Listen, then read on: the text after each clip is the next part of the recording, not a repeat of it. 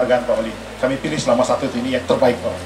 Termasuk sopir juga, terbaik sopir pemeliharaan rutin yang akan kita berikan penghargaan.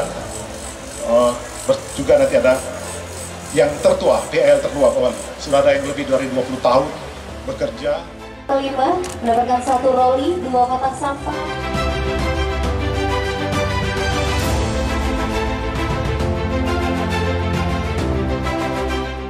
Marilah kita manfaatkan kondisi seperti ini dengan sebaik-baiknya, sehingga pergerakan perekonomian di kota kita yang tercinta ini akan dapat normal kembali.